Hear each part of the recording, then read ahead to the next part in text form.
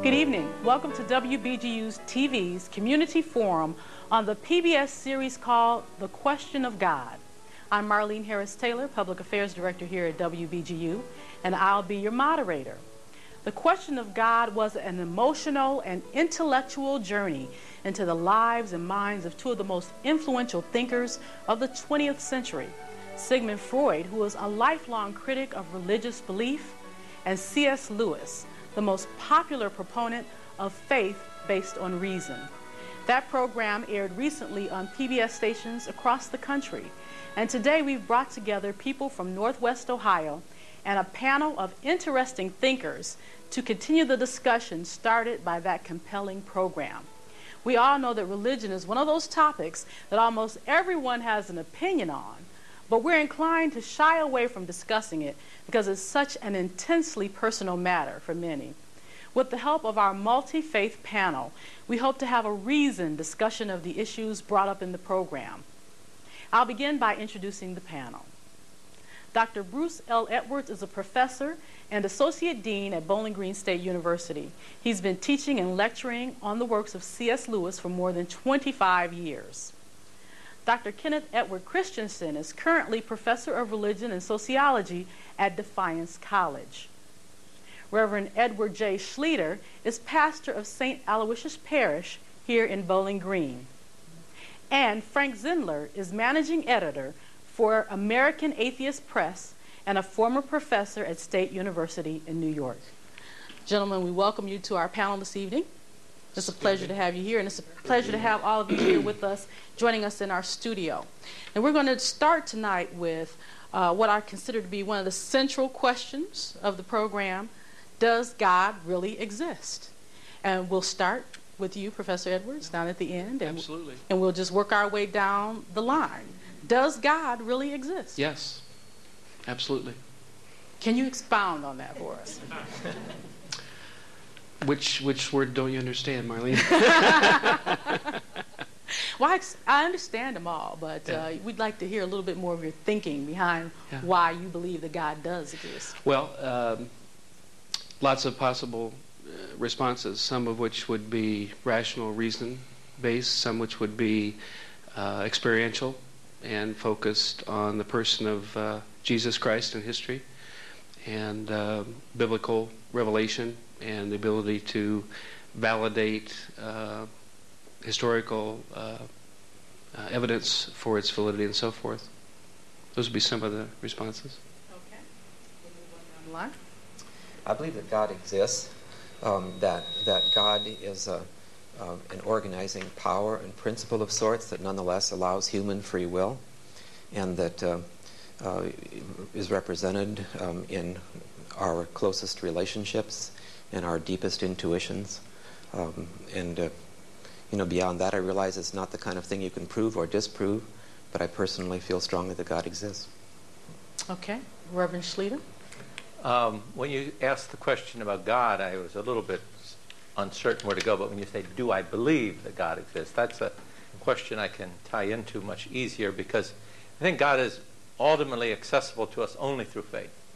I know that there will be many who will say that they can attain God through knowledge, but I see knowledge as leading up to the door or the edge, but faith alone being able to answer that question. And yes, I believe God exists. Okay. You're up next. Well, first of all, I think it's a bad question, because you say, does God exist? You're presupposing that God, if it exists, is a singular. Why don't you say, do any gods exist? The idea that there is a God, but there's only one, is itself something in need of proof. I mean, what kind of proof could we have to suppose that there's only one God? Maybe there's a whole zoo full of gods, some of them in human form, some of them in animal form, some of them in forms that we can't even imagine. All of the gods need to be defined before we can answer yes or no. Now, my colleagues obviously are not thinking about gods in general, but rather they have rather specific gods in mind. namely various forms of the Judeo-Christian God. And to that, of course, I can say quite simply, no, of course, no such thing exists. And I have very good reasons for saying that. Consider the Christian God, which centers upon the supposed man Jesus. There is no evidence that Jesus ever existed as an historical figure. The only evidence we have is that in the Gospels and other letters of the New Testament, there are no contemporary historical records of Jesus the man. I just last year published a book called The Jesus the Jews Never Knew, in which I examined all of the surviving ancient Jewish writings, including Josephus and so on, all of the surviving writings from ancient times. And I show, I think, that the ancient Jews never heard of Jesus of Nazareth. Moreover, they never heard of Nazareth. I discovered that much of the geography of the New Testament is fictional, that the Gospels are a novella. Let's address that question. Yeah. About the proof that, Yes. Historical proof that there is a God, and that there, if you're a believer of the Judeo-Christian religion, that there was Jesus. Yeah. Let's talk about that. Maybe some of the other panel members can jump in there, because that's something that a question that Freud often put out in the program and in his life, is that there is no, as he said, scientific proof, there's no historical proof that there is a God. So let's let some of our other panelists explore that question. Well, let me take it from Lewis's point of view that is somewhat traced in the video series, but not pursued very much.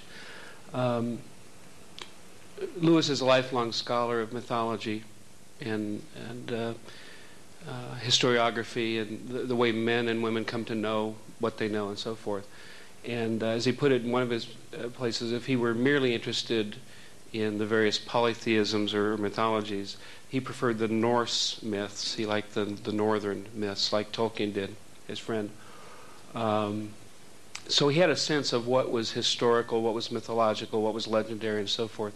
He treated or found the New Testament documents as contemporary eyewitness accounts of the person of Jesus Christ, came to believe in their historicity, their factuality, slowly, but climaxing in a conversation he had one night with J.R. Tolkien, in which Tolkien berated Lewis for in effect rejecting the Christian myth, if you will, because he had not found it as compelling as some of the other myths growing up.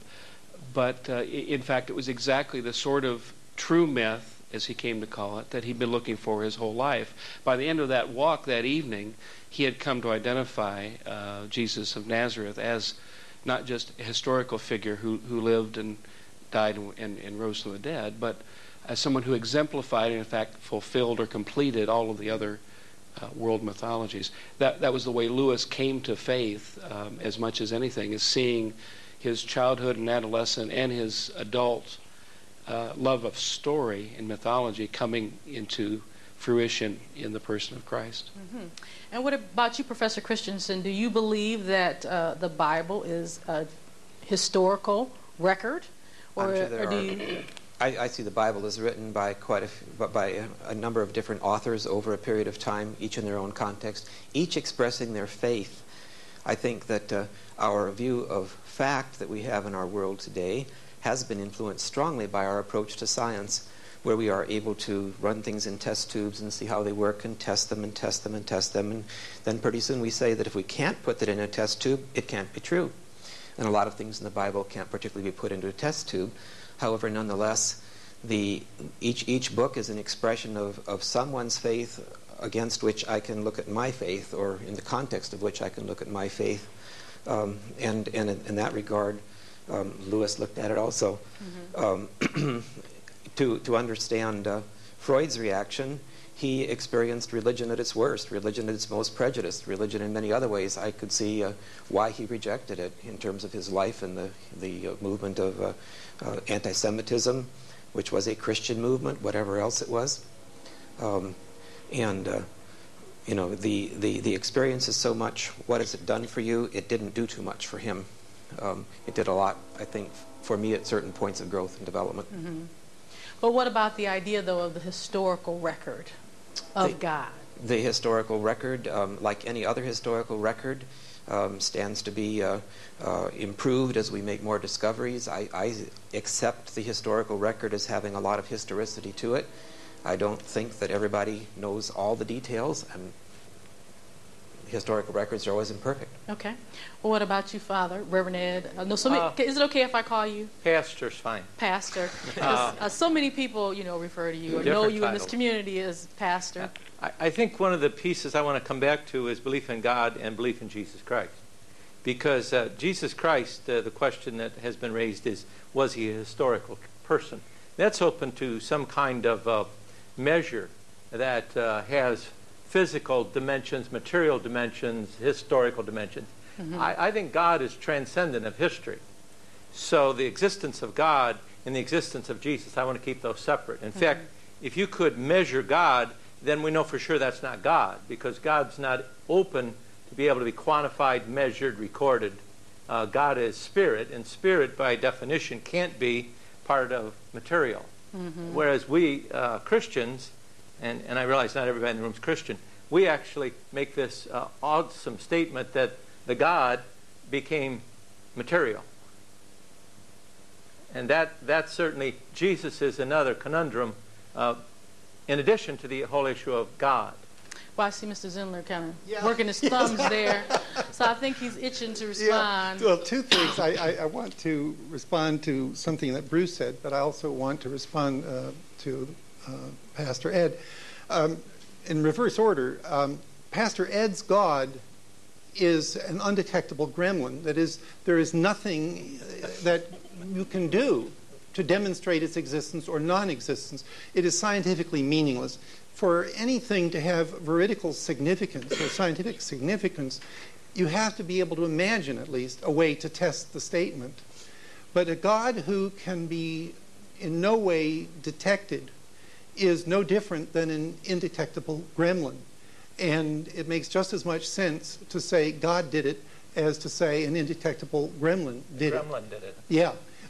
So we have this problem of religious language really becoming scientifically, at any rate, meaningless. It may have emotional import, but scientifically it has no meaning. Bruce mentioned Lewis's study of the Gospels, and that Lewis viewed them as historical documents.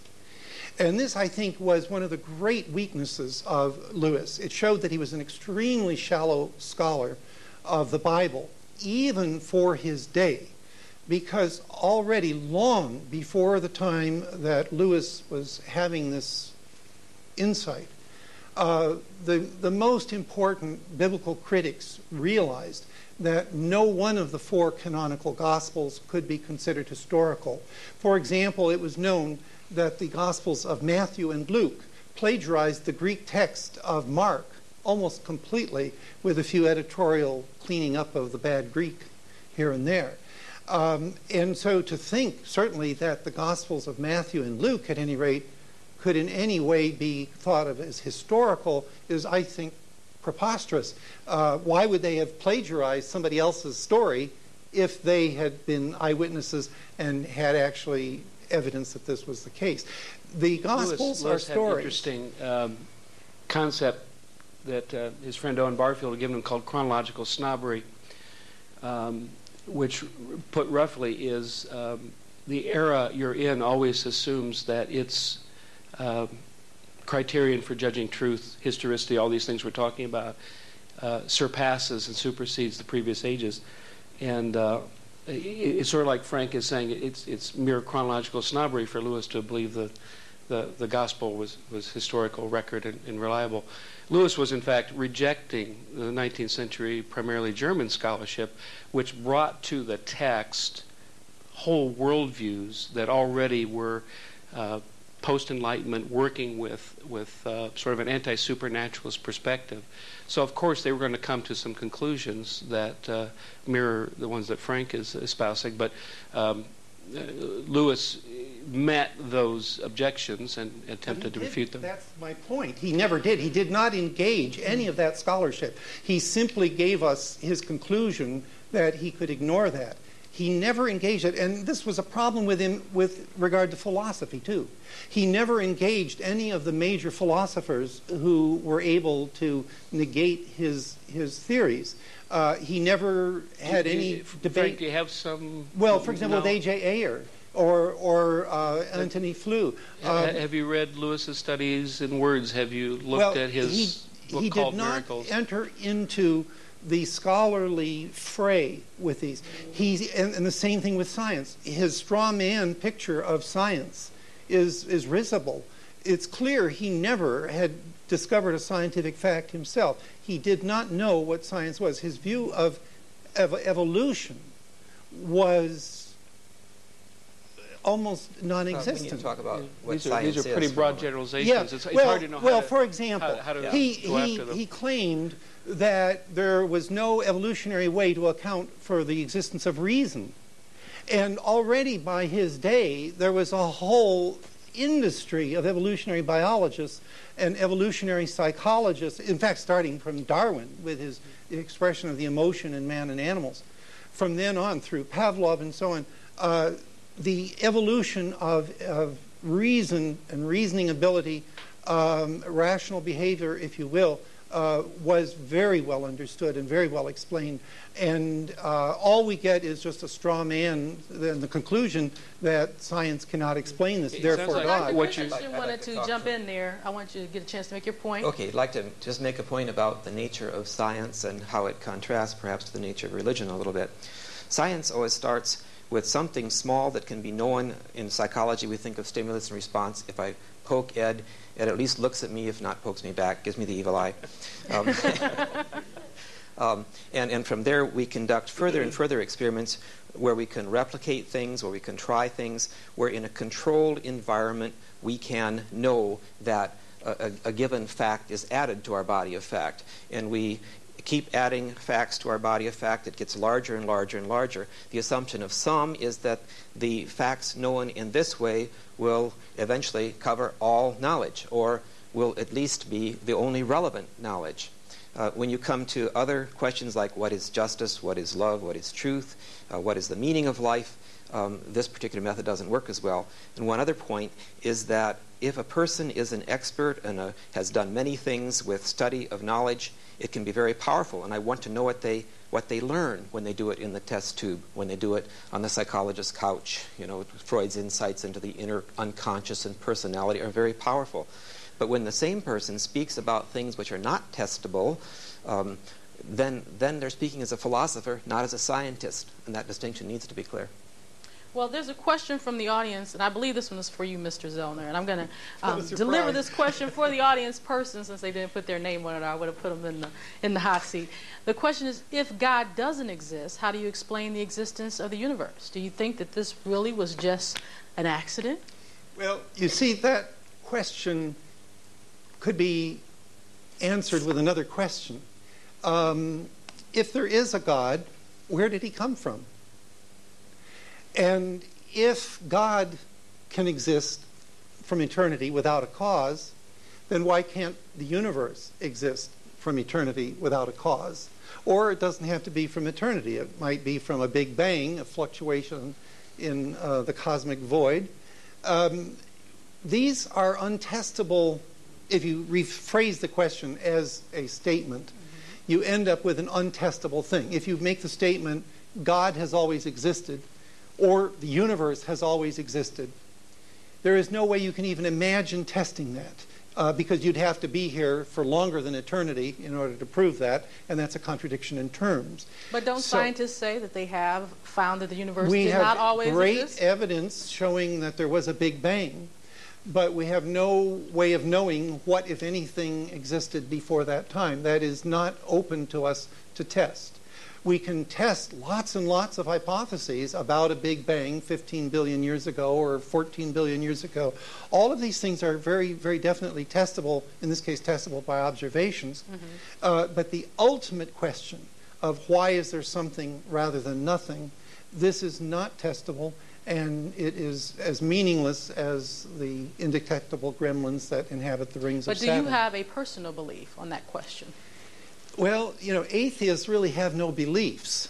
Atheists have knowledge, or they have ignorance. Okay. They don't have beliefs. So your answer then is that you don't have knowledge of how the universe began, so you have no way of knowing. Well, I have a lot of reason to claim that the universe as we see it is the result of an immense explosion long ago.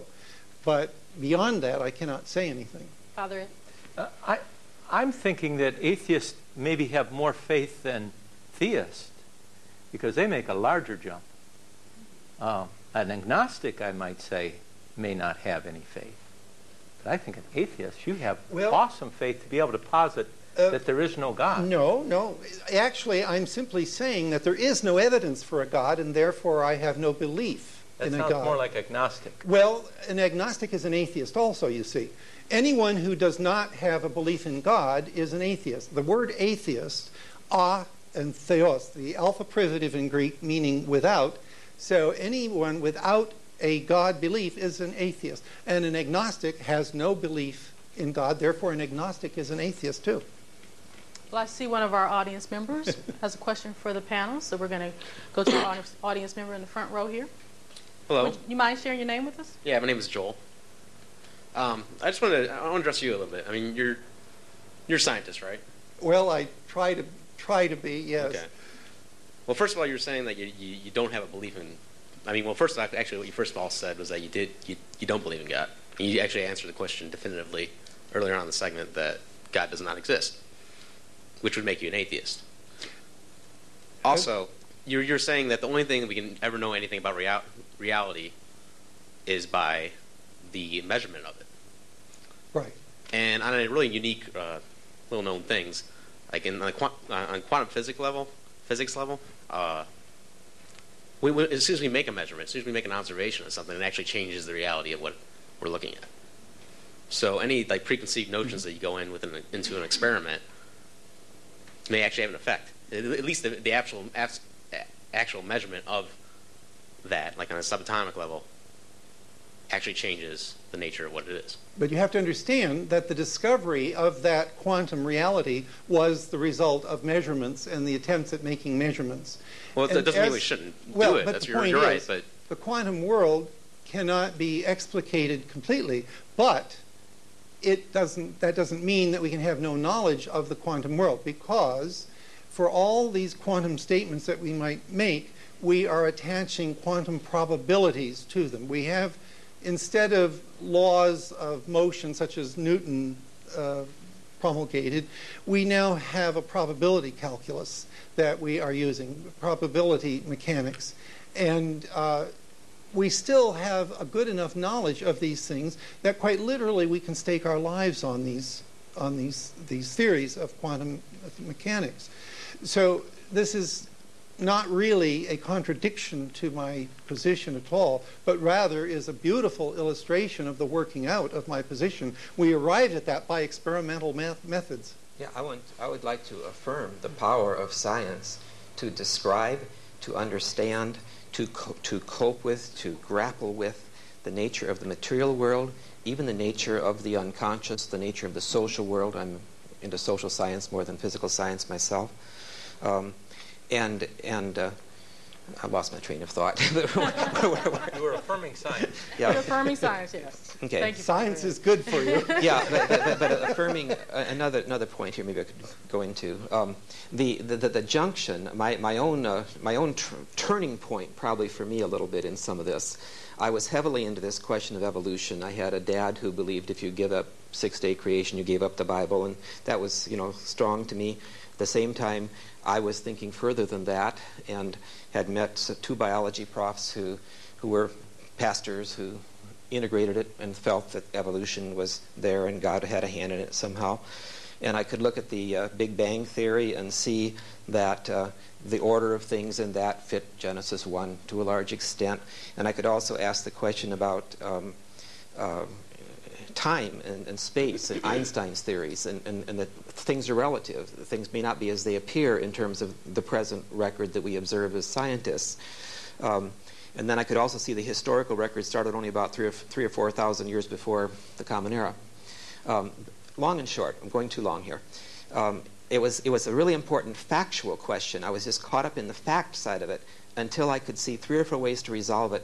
Then it ceased to be an important question, and a different kind of question became more important, like, what does it mean to love God above all things and love your neighbors yourself? Which was a very different kind of question, which reached into Christianity, but also beyond Christianity, quite far in terms of its implications.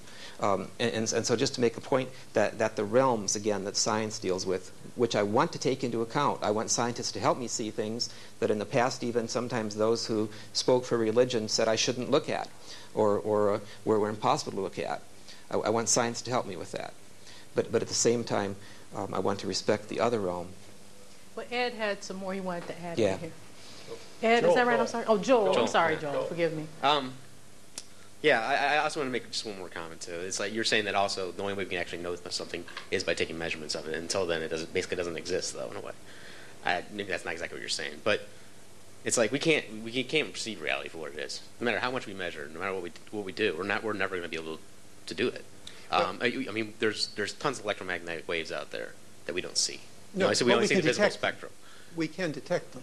We can detect them, but Sure. we're relying on instruments, and we may not be detecting all the forces in nature This is still. the beauty of And science, let me finish, that it please. has extended beyond our ordinary senses. I have no problem with Yeah. science. I'm kind of a scientist myself. At least I study it. But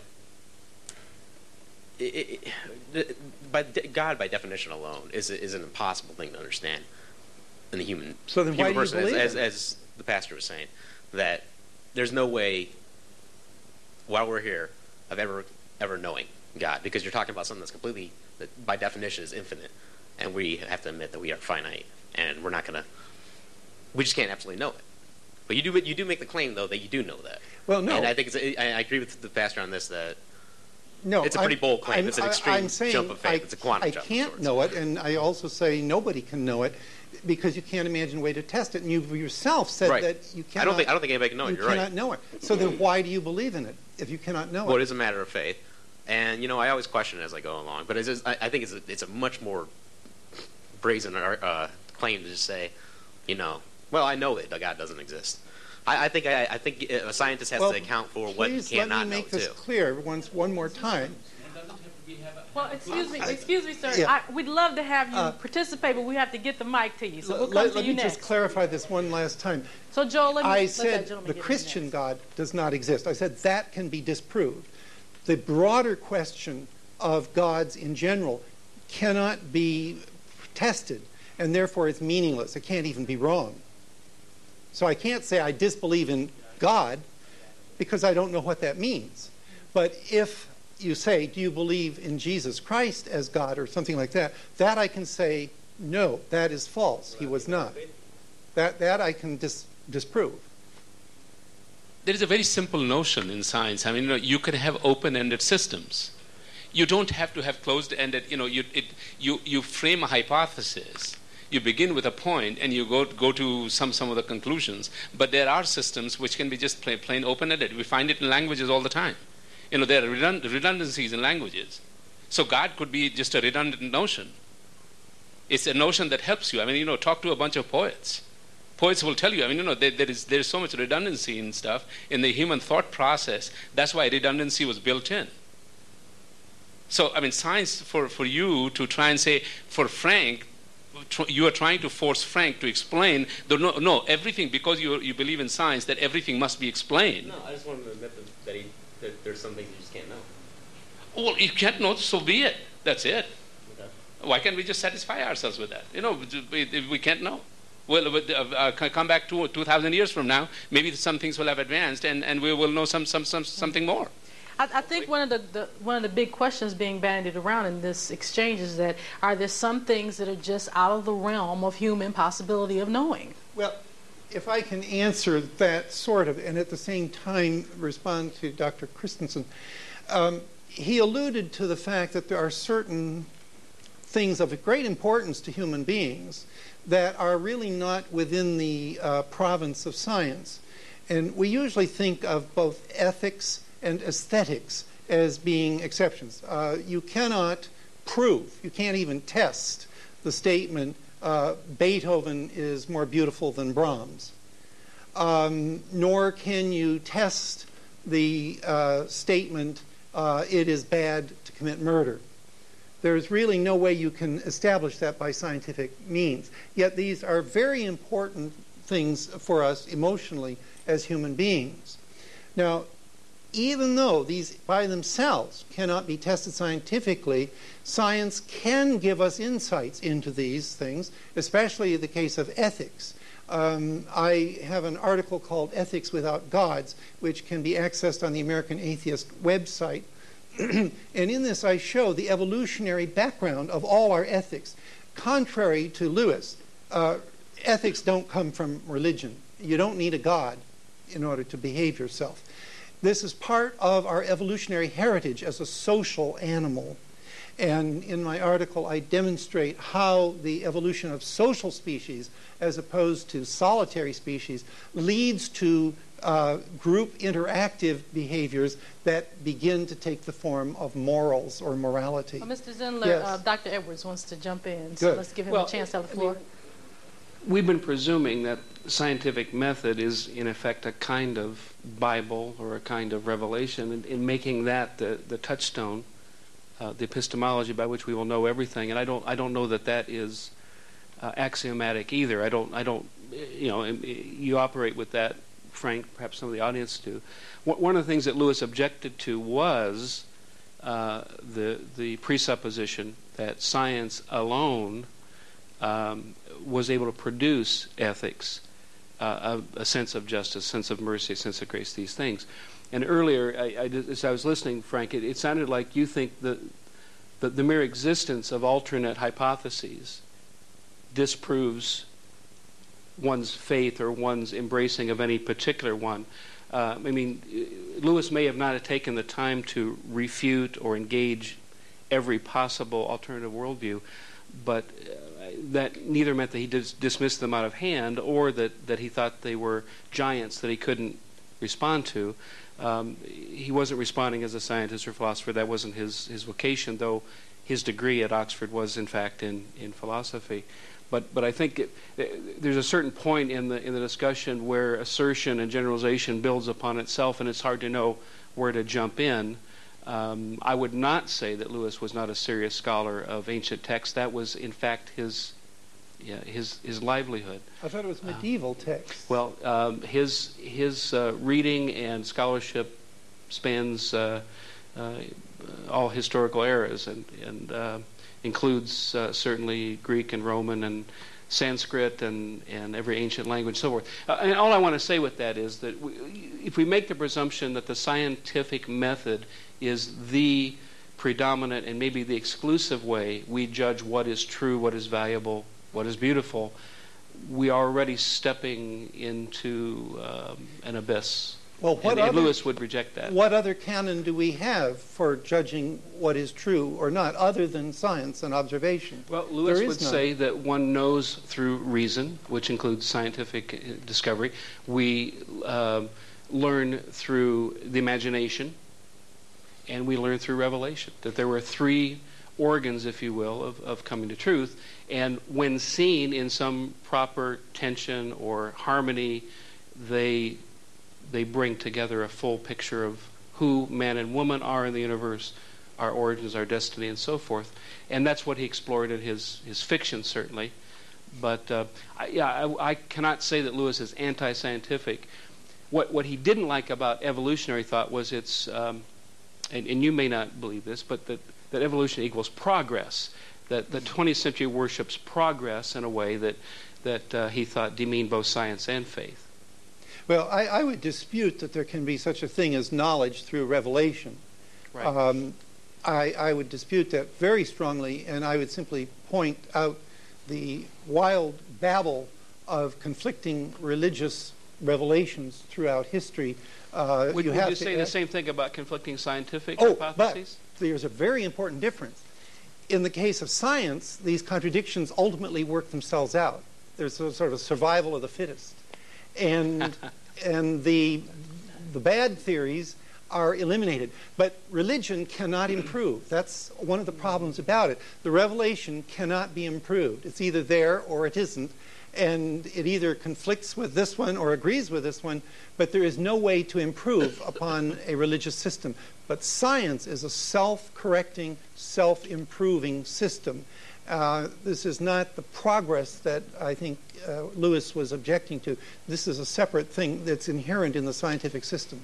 Father Ed, let's jump in and then we're going to go to an audience I'm question. just thinking that if you understand Revelation to be locked in because there have been words spoken, that would be true. But I think words are images, and our images of God are all fixed. So Revelation, and not everyone in my Christian world would agree with this, but this is my stance, that we have ongoing understanding of Revelation, and that some of the earlier understanding. So I think there's a corrective that happens, and some of it's the interfacing with science, that we get a better understanding of what the revelation was meant to be. We only have images of God. We don't have God. God is with us, but we don't control God. We can't grasp God. In fact, faith is letting go. And science comprehends. We can't comprehend God. If we could comprehend, it wouldn't be God. But where do we get these revelations, and from whom, and how do we decide that this person is a legitimate one to be paying attention to as a revelator, and that person isn't? How do we make any distinction as to what is legitimate and illegitimate revelations? We're going to have to leave that one as a rhetorical question so that we can move on. You mind sharing your name with us? Hi, I'm Calvin Tenbrink from Bowling Green here.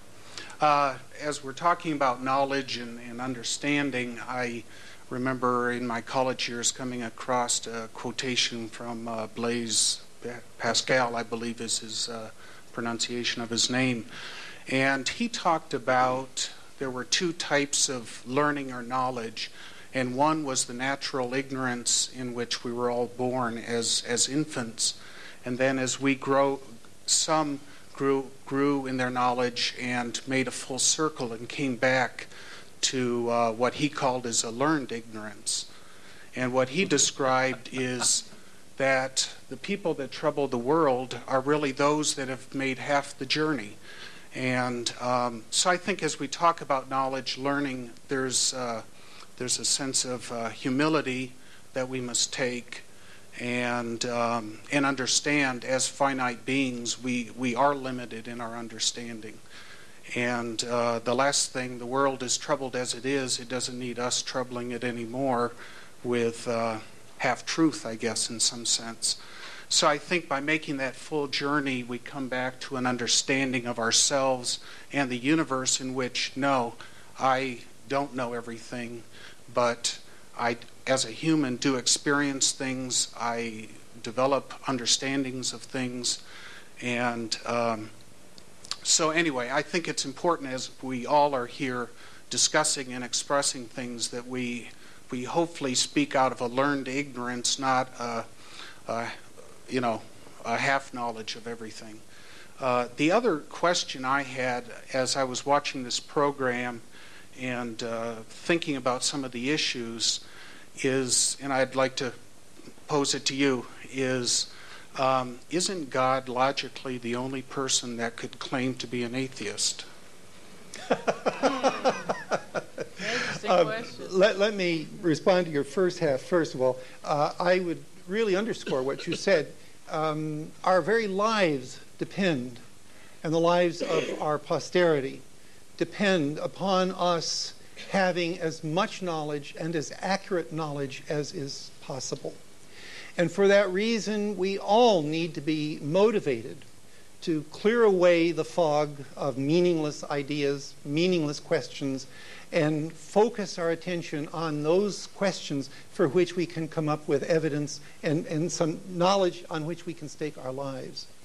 Secondly, is God the only atheist? Actually, is God the only one that claims logically? Is God the only one who can logically claim to be an atheist? No. Can you explain? Well, I am an atheist, and there's nothing illogical about me claiming to be an atheist. I'm simply describing, as I said before, I am a person without God belief. So there is nothing illogical about that. I guess my understanding, and I'm just a humble person living here in Bowling Green. I'm not a scientist. I'm not a philosopher. But I guess my understanding of the word is, as you said, atheist is atheist, yes. Somebody that believes there is no God.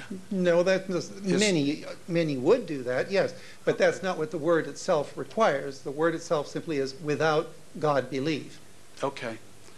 So let me make sure I understand. Sure. You're saying you're without a belief in God, That's or right. you do not believe there is a well, God? Well, I am without a belief in God, and I guess that would pose the question, then, why wouldn't you believe in God? And that's because you do not believe there is a God. Is that correct? No, no, there's no circularity here. Uh-huh.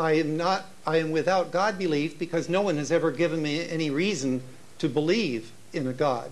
I mean, any adequate reason, any adequate evidence.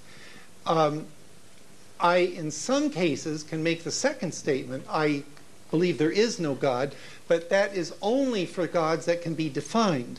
So I can say, I do not believe in Jesus as God, for example. And that's simply because I don't think he ever existed, and I have good evidence, I think, to show that. But the broad question of God in some undefined term, I cannot go beyond saying, I have no belief. I guess I would see atheism as saying there is no round table in this room. In order for me to say that there's no round table in this room, I would have to look at the whole room and determine that there was no round table.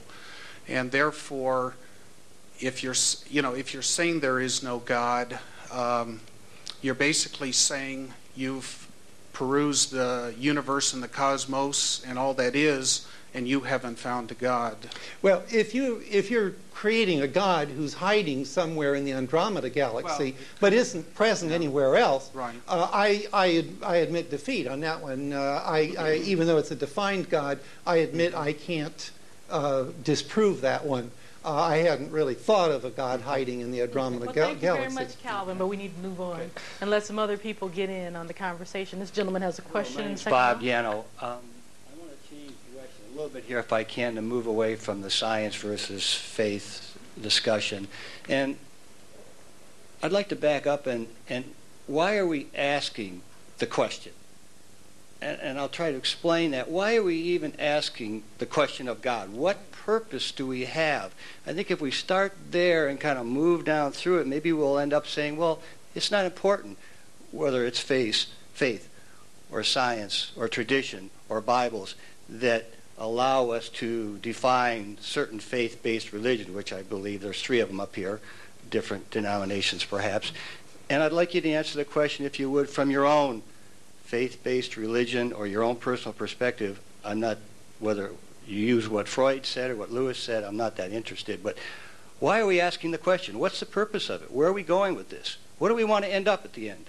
Very good. I think everybody should respond to that one. I'll start. We'll start with Dr. Edwards on the end. Well, I think the premise of the program that PBS put on and that Nikolai based his book on was that Freud and Lewis exemplify 2 different kinds of lives, each with their own impact and each with their own presuppositions about what kind of universe we live in.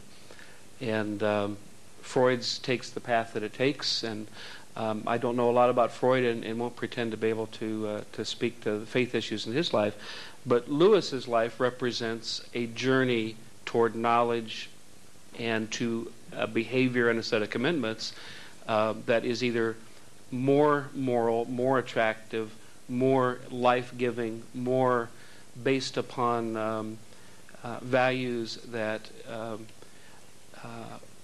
give humanity dignity, purpose, hope, courage, character, so forth. So for me, you asked the question to find out how should this life be lived and on what sorts of presuppositions.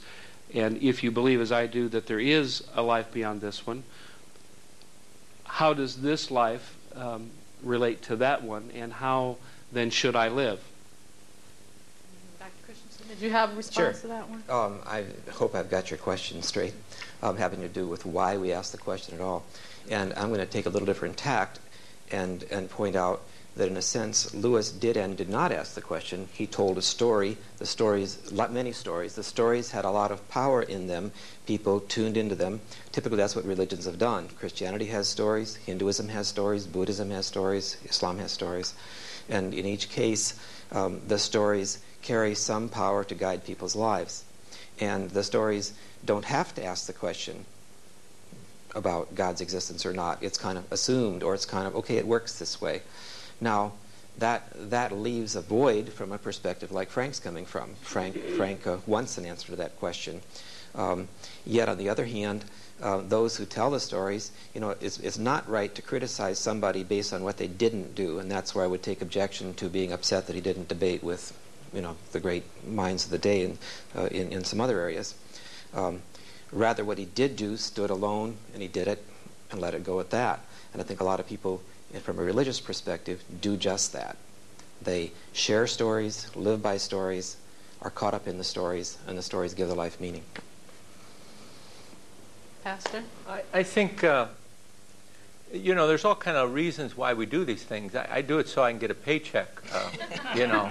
I do it because my grandparents did it. What are my motives for doing the religious reality? There are many, many mixtures in there. But I would hope somewhere underneath there's some kind of sense that you really want life to have meaning. And now, if there is no basis for that, we've just invented a house of cards to try to make ourselves feel better, like life after death, that we should love one another, that all of this seems to work well. And therefore, it could be that. It could be we invented all this. Or it could be that God ordered us in such a way that we would want this because that's what is real. That's what's true. One of the panelists in that, I think it was the psychologist, she kept representing my point of view the best. She kept talking both and. Can it be both? That it's a need, want, wish fulfillment, and it is what God has called us to? She was speaking my language. So I guess I would say probably we do religion for all kinds of reasons, but hopefully at least some of it is because God wants us to have a journey towards Him. Faulty, confused, at times downright evil. But that there's a basic thrust there. You're somewhere. referring to what the panelists on the national program, on the National Question of God. That's true. They haven't all seen that. Yeah. Hopefully most people here have seen it. Could we hope from this? I would like to answer Yes. now, because your question was the answer to an atheist's prayer. Why are we having to discuss the question, does a God exist? Really, this is so profound when you think about it, and it's really revealing. If there is a God, or gods, or supernatural beings at all, of any kind, why would we have to be discussing it? If there is a God, why wouldn't this be immediately obvious to everybody? Why would we even have a doubt about it? Why is this deity that is supposed to exist, why is this deity playing cosmic hide and seek with us? To some, it is totally obvious in the fact that life is life. To others, they ask other questions. In other words, it's not simply a function of God's qualities, it's a function of our search, what we're looking for. For you, you're asking questions where you won't find them. Someone else is asking questions where they do find them.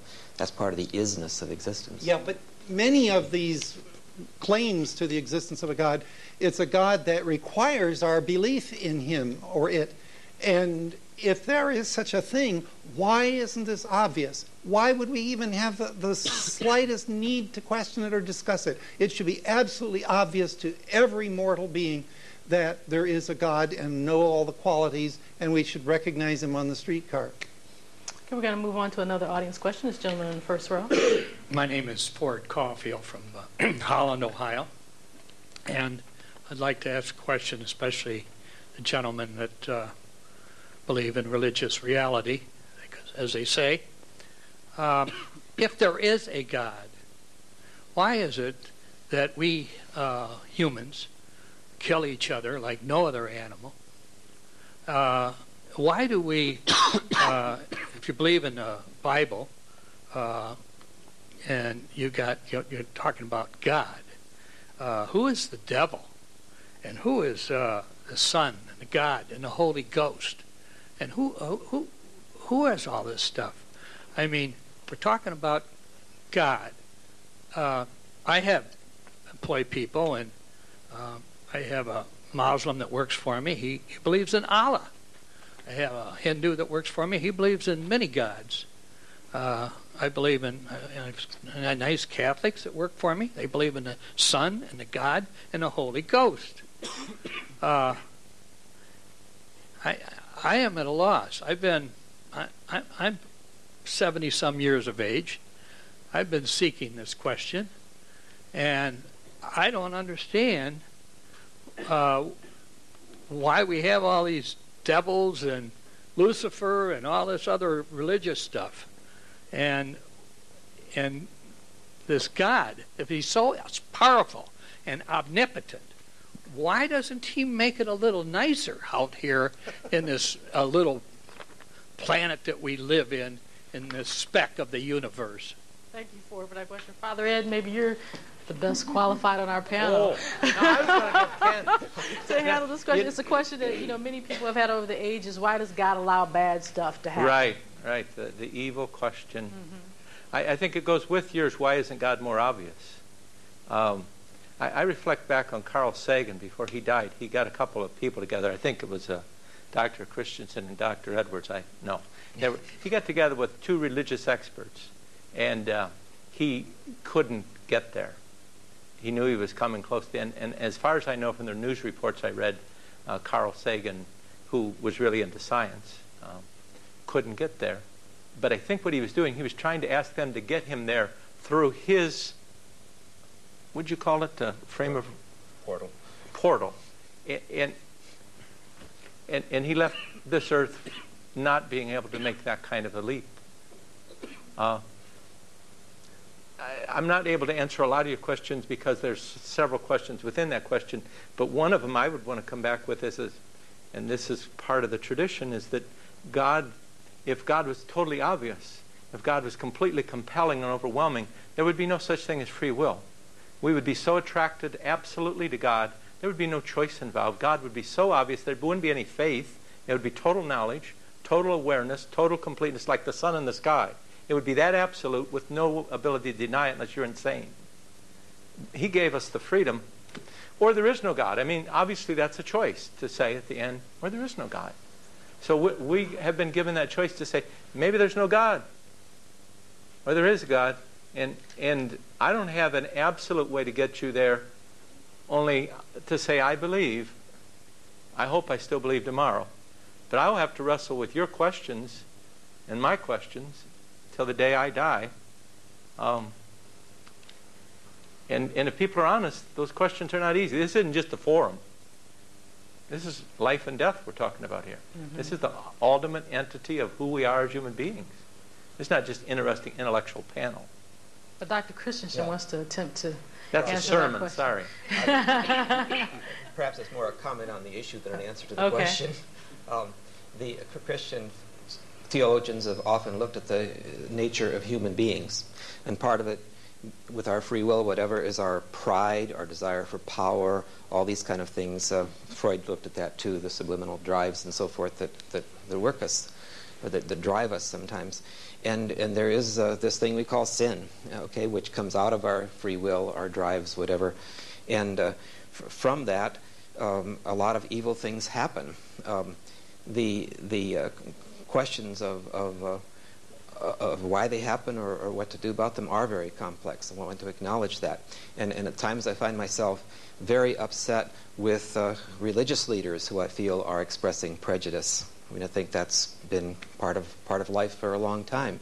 And Dietrich Bonhoeffer in Germany, living through very much, came up with the idea of religionless Christianity, even where he distinguished what does the teachings of Jesus mean? Not just the fact that he died and all his passion. What did he teach? What did he say? What did he want people to do? And sometimes the following of that provides some answer for many people as to how to live. but it also gives them a basis against which they revolt against their churches, revolt against the religions they're part of, because they don't seem to be embodying the core, the heart of the teaching. May I just point out to everybody that this idea of free will is entirely a theological concept. It is unknown in science. In neuropsychology, we have no need of such an idea, and all of the evidence that we have in all of our experimentation shows that all behavior, including decision-making behavior, is determined at some level. Maybe an exception is falling down the stairs. That might be the only thing that's free, but then is that really will? Only if you want to collect on an insurance policy, but then it wasn't free. Well, anyway, you see the problem. So free will is a contradiction in terms. For you to will to do something or not do something implies knowledge of the consequence, presumed knowledge of the consequence, and it is that knowledge that determines then whether you do this or don't do this. And I would also say that even theologically, the idea of free will is a total flop. It does not get God off the hook. God is still guilty of all the evil of the world because he permits it. And if you say it's because of our free will, then you say, well, why did God give us free will? Knowing that in advance, that if we had free will, we'd do naughty things. And we'd have to burn in hell for an eternity. And God went right ahead and zapped us into existence with all of these things about us known in advance. And you cannot get God off the hook with free will. I'm sorry. Dr. Edwards. 1940, Lewis wrote a book that many of you may have heard of, maybe not, called The Problem of Pain. Very courageous book, and you could decide after you read it if you found it salutary or not. But the basic thesis of that book is a response to your questions, Ford. And to Lewis, the most important objection to the existence of a good, omnipotent, omniscient, caring God is the problem of evil and the problem of pain, mindless, needless suffering, not just what human beings do to each other, but hurricanes and cancer and so forth. And he stares directly at that issue and doesn't turn his gaze away and resort to a determinism of some sort. I mean, even if we begin to believe in certain kinds of determinisms, even what we're saying tonight is determined, and which to me is kind of a self-refutation, because if it is an illusion, the strongest illusion human beings have is that we do choose to act the way we do. And I would say biblically, it's not an illusion, it is factual, and that's a good insight into our character. But in The Problem of Pain, Lewis doesn't say this is the best of all possible worlds, but it is the only way to the best of all possible worlds, because this is the world after the fall, after the rebellion, after the rejection. And in the Christian story, at least, God has not abandoned humanity to itself, but came incarnate to suffer the same as those who have suffered, and by his death has redeemed the world for future restoration. Now, that's not an idea or a theological concept that not everybody can accept. That is, however, the good news, that this isn't the only world, that there is a world beyond this one, and suffering and injustice is repaid, and losses are restored. And if the Christian story has any power to move, and if it has any validity, that's the story, not the hellfire and brimstone story, but the story of a loving, tender God who restores humanity to himself and through love and grace. And that's the story Lewis tells in his fiction.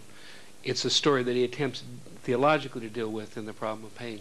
But he tells a very different story at the end of his life in Grief Observed.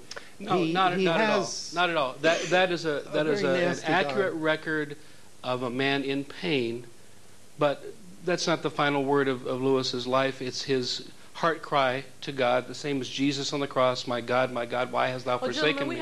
And then he comes to another conclusion. I'm going to interrupt because this gentleman has been waiting patiently in the back. No, would you mind giving us your name this time, sir? My name is Shashi Singh. I live here in Bowling Green. I have several questions and comments that come to my mind. You know, if I look around this room, I'm probably the only one from a very different background. I mean, outside of the Judeo-Christian background, I'm from the East, and I can tell you that in my tradition, for about 4,000 years, intellectuals sit there and debate this issue. It's a question of privilege. Go ask those people who are hungry, who are going to bed hungry tonight. They will have a different response to your question, whether God exists or doesn't exist. What Frank is talking about, he's talking about scientific method. What the three of you are talking about is pure conjecture and poetry. It doesn't have to be proven. It's all emotion. It doesn't have much to do with cerebral energy. I mean, cerebral energy does get involved with scientific method. But, scientific method, it's a very, what shall I say, it's rigorous. It doesn't involve a lot of emotion. That's what I understand. I mean, you have mathematics 2 + 2, and also language of science is about the only language that is universal. You go and talk to a person in the hills of Nagaland, that person knows how to add 2 potatoes and 2 potatoes, and it's 4 potatoes. Languages. I mean, I come from my background is languages. I mean, the Tower of Babel story. There are thousands of languages out there through which a human being is comprehending these complex notions. And, I love this thing, having lived in the West for 20 years, I love this arrogance of the West that, all knowledge has the only foundation of knowledge lies here in the West. That rest of the world doesn't have any foundation of knowledge, or science for that matter. That, Christ was the only concept that was evolved of all these thousands of years of human labor, and the only thing that we could find was Jesus Christ. I find is really preposterous to even comprehend. Well, once again, I think we're enthroning the scientific method as if it's the standard by which all other kinds of knowledge must be judged. But I would actually say to the contrary, in some of the poorest places on earth, in East Africa where I've lived, in Nairobi, science doesn't bring food either. And science doesn't bring faith, hope, and courage.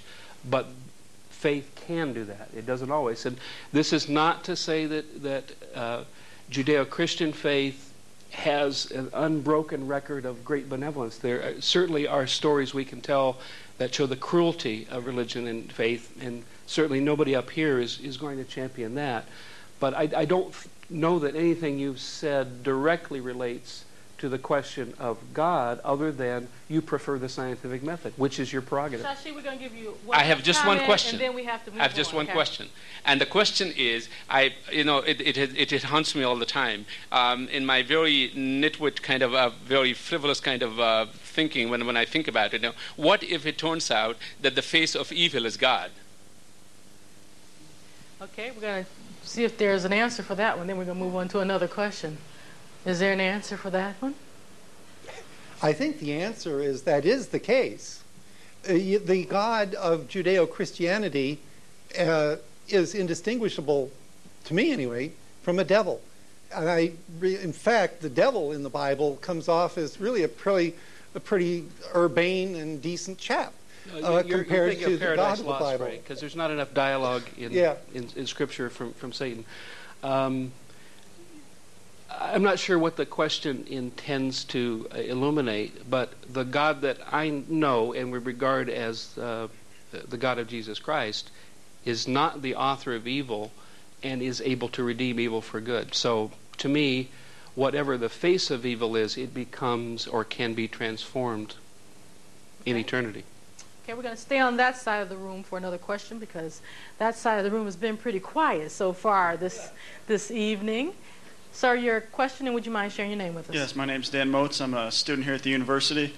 And I'd like to direct this first at the entire panel, and of course, as we've sort of been moving directly towards Mr. Zindler. If earlier, I don't want to branch totally back to where we were centering entirely around science and whatnot, but you mentioned that observation is the only way, or is the core of knowledge or science. You need observation. Well, isn't it an extremely closed-minded and just stubborn decision to disregard. I'm sure many people in here have felt a faith within that is not a test tube kind of sensation, but the fact that you and many others, I'm sure, haven't felt this sensation, to disregard that as being non-scientific, just some heartfelt faith, to disregard that as being unreal, wouldn't you consider that closed-minded and just a stubborn decision on your part? Isn't disregarding that as... Did you want me to answer that first? I would love for you to answer that. Okay. Really, I think what your question is getting at is what reality, if anything, is there in what we call religious experiences.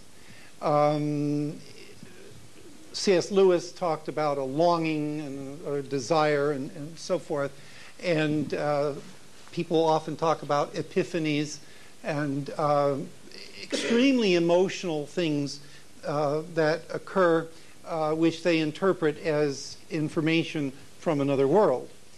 And the question is, what do I think about that? Certainly these experiences occur, and I myself had them, especially when I was a young man. I discovered that they were all related with musical experience, ultimately. But that's just another point. What is important here is that these experiences, even though up until now we've always thought of them as utterly subjective, can now be subjected to scientific investigation. This has been made possible by the discovery that stimulating either electrically or magnetically different regions of the cerebral cortex or even deeper parts of the brain can quite reliably and predictably reproduce these religious experiences. And we now can actually start to understand what the brain physiology is involved that produces these supposed transcendent experiences. And it is being brought under the canon of scientific investigation. And I don't mean to disregard the science. I'm sort of a person who sort of likes to hang the balance myself. But are you trying to suggest to me that you mentioned your musically related experiences that were deeply emotional for you as a young man? Are you trying to suggest to me that you could, through the use of magnetic waves or electric waves, you could reproduce that beauty that you felt within yourself? I don't mean to be the poet of the bunch, or maybe I do, but are you trying to suggest to me that through the proper use of magnetic waves or electrical impulses upon the cerebrum, are you trying to suggest to me that you could encompass that experience and that could completely explain it for you? I don't believe that musical religious experiences have yet been tested in the laboratory. Much more general things have been tested. In principle, however, I see no reason why this should not be possible. There is a lot of information accumulating now on neuronal circuitry involved in musical perception, and by simply finding the proper focus, I think we should be able to reproduce the feeling that I had the first time I heard the chorus of Beethoven's Ninth Symphony. You just said it's not part of science yet. No, but it's subject to scientific investigation. Sure, of course. Dr. Edwards, we're going to come to a question in the front row. Response, because I think it's a good question.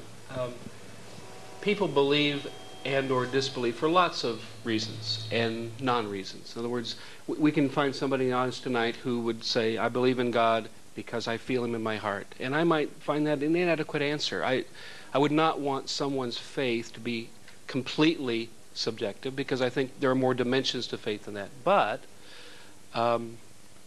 that's still authentic, true faith, and I'm not going to question it. Somebody else might say, I believe in God because I think there are good scientific reasons to do it, and here's the perspective on that, and here's this physical evidence. And I might say, that's too rationalistic for me. I'm somewhere in the middle. I believe for lots of reasons. And I assume that people disbelieve on the same basis, some of which is frank. But what I object to in sort of the way the conversation goes is, I don't think anybody appears trying to, but at times we sound like we are totalizing the universe. So science completely explains everything, or Christianity completely explains everything. No, my Christian faith leaves me with lots of questions and some doubts.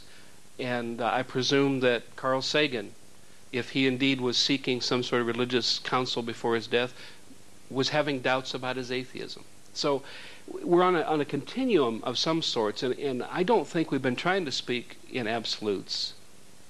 And I don't think anybody here thinks that we can totally explain anything. But I don't think it's fair to sort of say, well, you religious guys, you Westerners are the ones who are simplifying reality and making it just a matter of emotion. I don't think that's happening at all.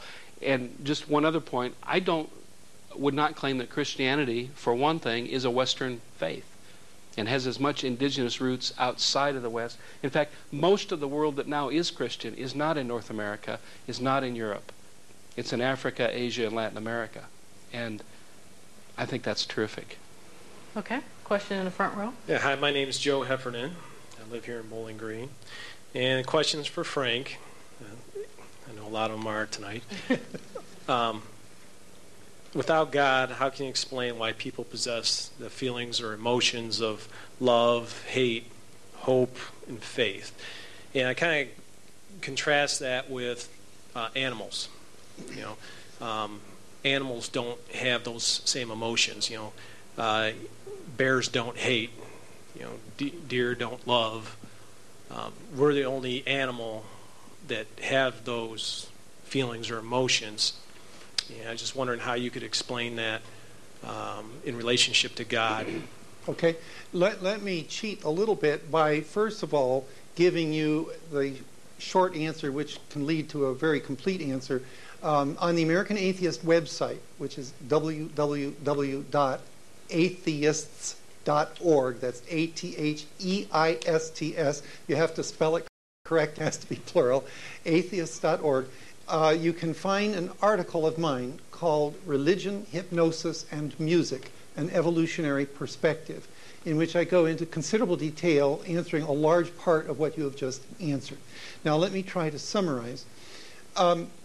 Each of the components of those behaviors that you referred to has its origin in evolutionary biology, but not just any old evolutionary biology, in the evolutionary biology applied to social species. Many of these longings, these feelings of commonality and so on, are part of our pre-verbal ability to relate to the herd, to the group, to the tribe, whatever. You mentioned love. Love is probably the most quantifiable and easily defined of those things that you talked about. Love, evolutionarily, is a form of attachment behavior. Well, I would disagree with you, but I think hate would be. Well, that also. Because, as this gentleman said here, we're the only species that actively goes out and he tries to wipe all the rest of each other out and all the evil and all the rest of that stuff that comes in. That doesn't happen in the rest of the animal kingdom. Yeah, what I would say, though, that love is more primal than hate, because you mustn't confuse hate with just negative, hostile behavior. I mean, as we have evolved as a species, so has other species. Sure. So why has those emotions or feelings, or I don't know, whatever you want to call them, why haven't they manifested themselves in other species? Why is it only in humans? Well, we evolved in small populations which competed with other populations. And part of the dimension of love is the bonding to unite the members of the tribe. And part of the hatred is to motivate them to go wipe out the genetic competition in the next tribe. Religion comes in as the organizer of love and hate. When you look at the Old Testament, you see these two qualities beautifully described. We wipe out the Midianites, the Jebusites, the Perizzites, the Hivites, the Hittites. So you think God came as a result of the evolution from those emotions that we developed, not the reverse, that because of God we were granted this free will and these emotions. Yeah. The gods were invented as an assist to tie the group together, to increase its evolutionary effectiveness in genetic competition with the other groups. Some gods survived, most of the gods did not. most of the gods that have ever existed are extinct. And it's kind of a sobering thought. Did you have a response? I just want to say, I think what Frank shared there is an interesting story. It's an evolutionary biological story, but it's a story. It's a version of humanity's origins, and it may or may not be provable. It may or may not have some historicity to it, but it is a religious item. Another story, and has a religious character. It attempts to account for origins and so forth, but is not necessarily any more compelling than other stories, including some of the ones we've been telling tonight. The difference is that mine is testable. It is not. And most of what you said is testable. Is completely fanciful. It has many, many practical implications. For example, we can do genetic studies to test relatedness in these populations and tying this to the various gods and so on. There are lots and lots of observations that can be deduced from my theory, and they all can be tested. But these others, well, maybe they can be tested too, but I would predict that they will be shown to be false.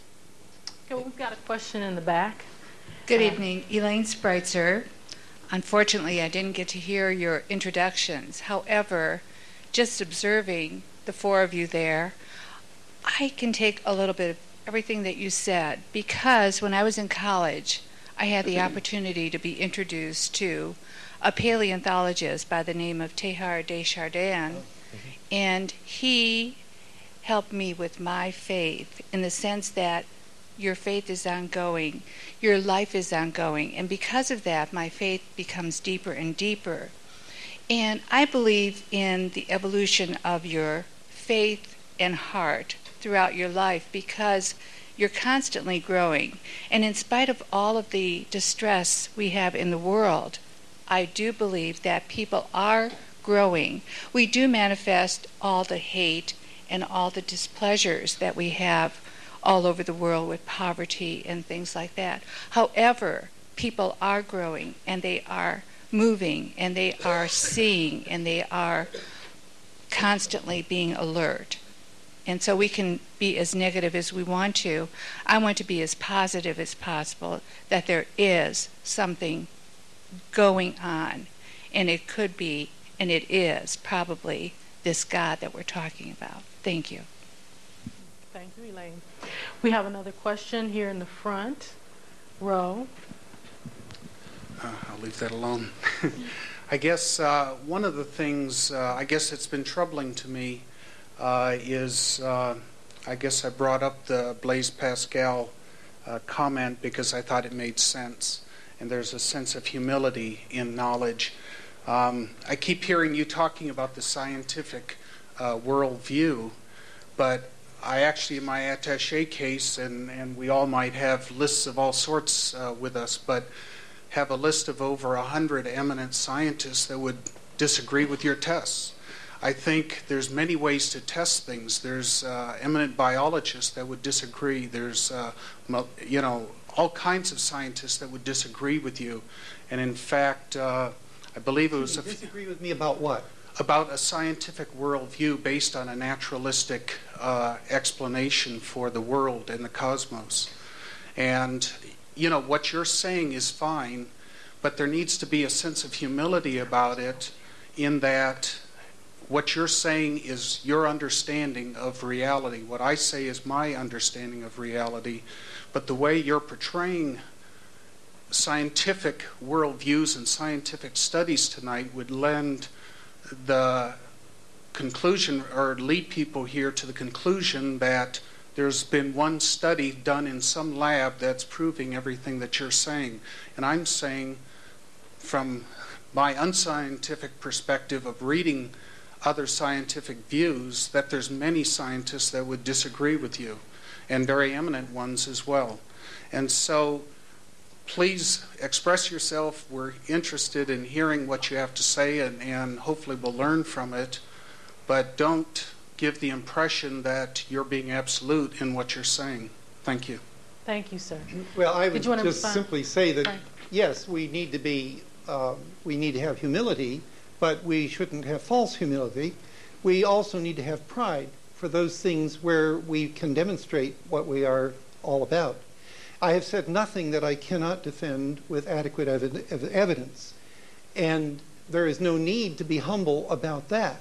There are many cases where I cannot be sure, and I hope I have the proper humility with those, and the humility is expressed by saying it would appear that, or I am supposing that, or in other way indicating something that I am less than certain about.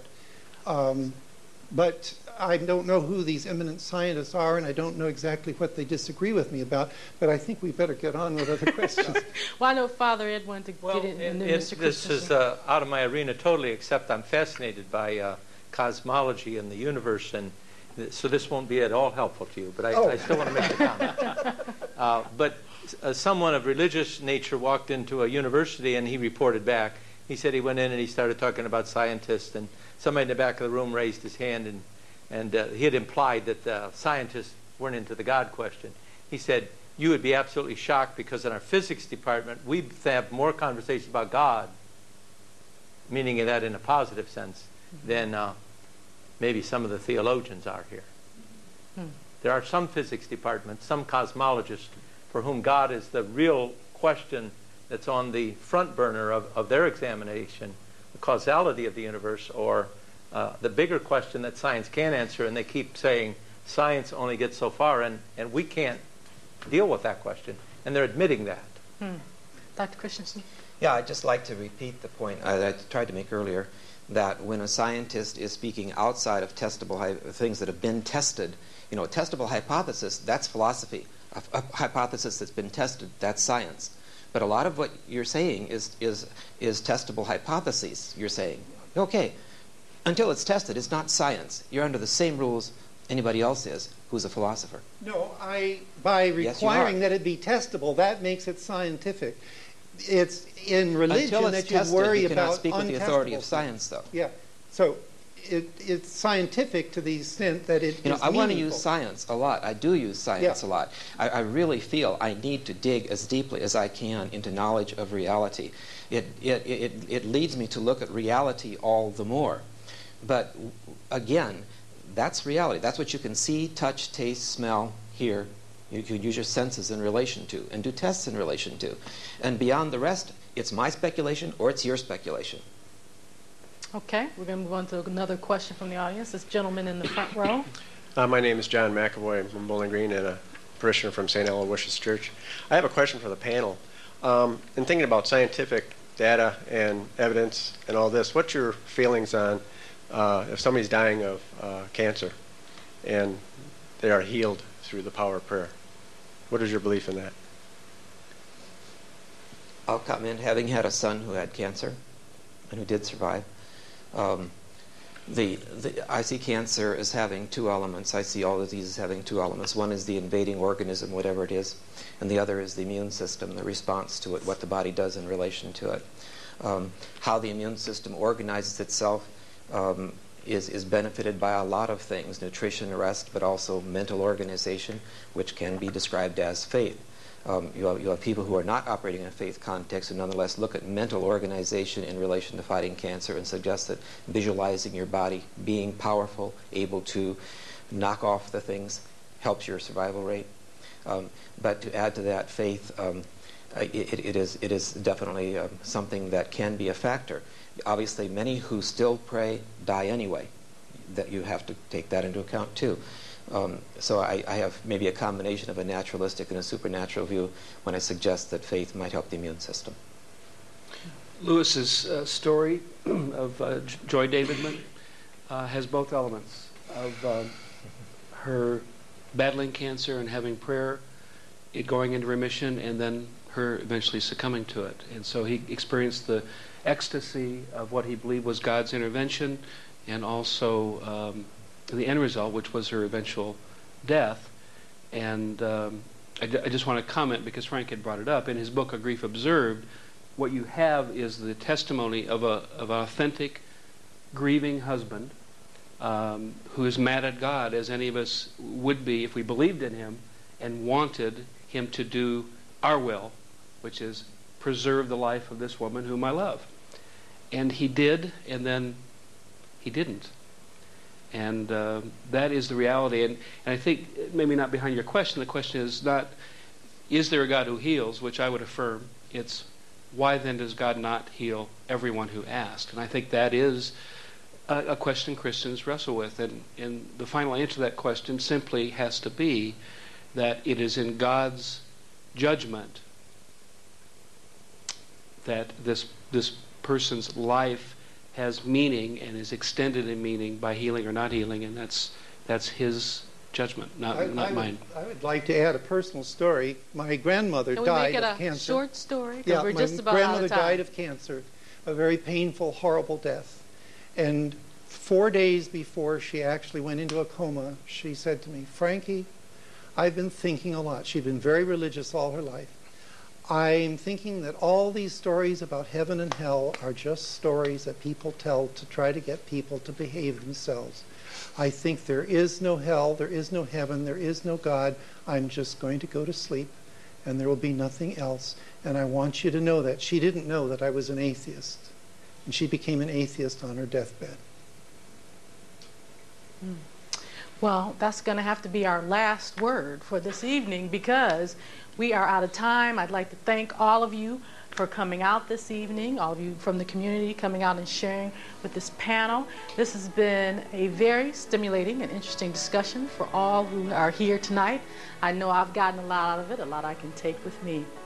Thank you to our panel for coming here tonight. Would you like to give them a hand, ladies and gentlemen?